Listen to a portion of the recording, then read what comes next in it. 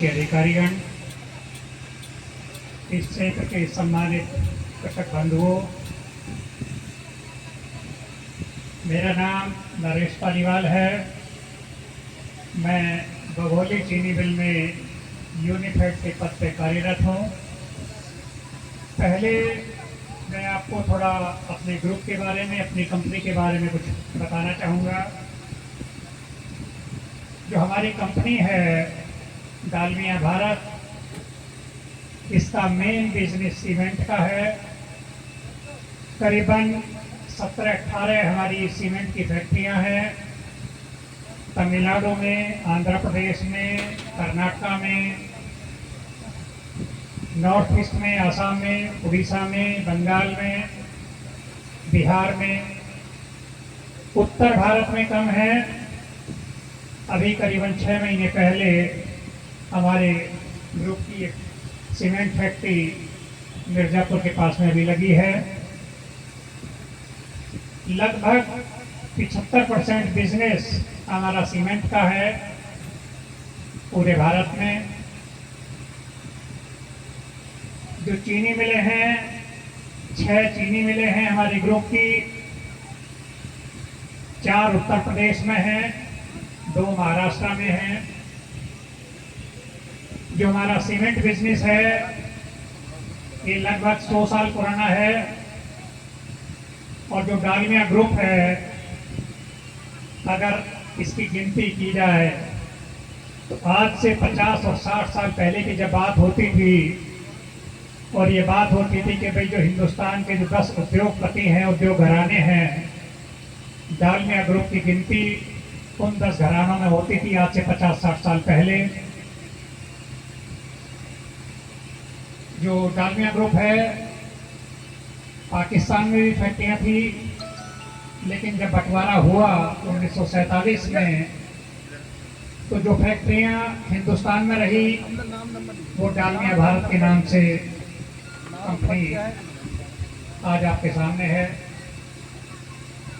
अगर मैं डालमिया भारत की बात करूं तो किसी जमाने में, अब तो सारे बैंकों का नेशनलाइजेशन हो गया, पंजाब नेशनल बैंक को सब आप लोग जानते होंगे।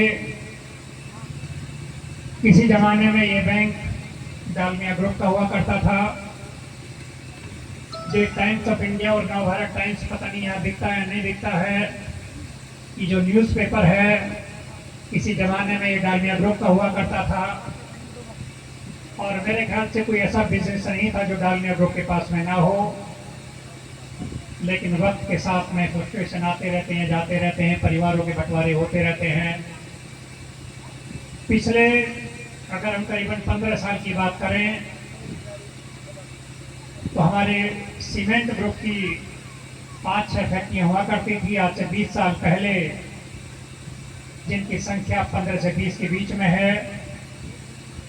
जो हमारा सीमेंट बिजनेस है उसकी जो सालाना टर्नओवर है वो 12,000 करोड़ से ऊपर की है साल की। जो हमारी 6 चीनी मिलें हैं, पहली चीनी मिल सीतापुर डिस्ट्रिक्ट में रामगढ़ के नाम से 1994 में शुरू हुई।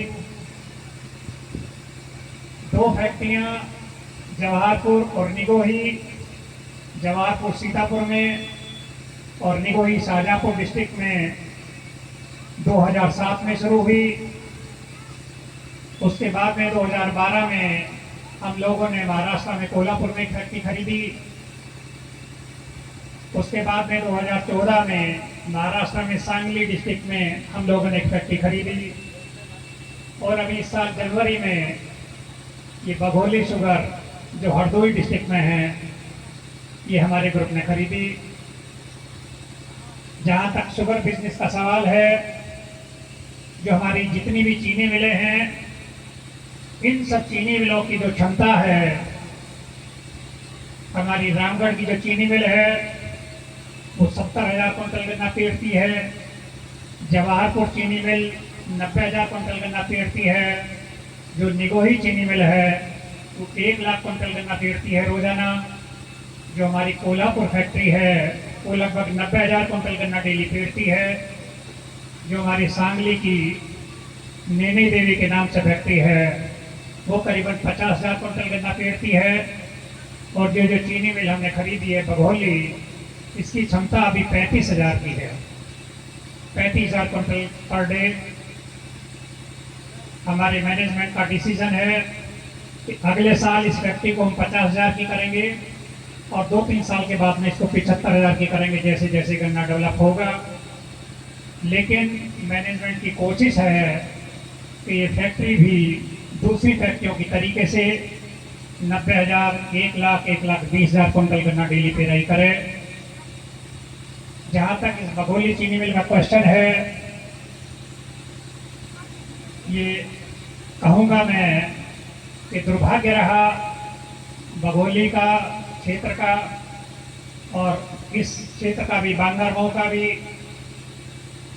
कि कई चीनी मिलें इस क्षेत्र में गन्ने के लिए आई, लेकिन कोई भी चीनी मिल सही ढंग से गन्ना नहीं खरीद पाई।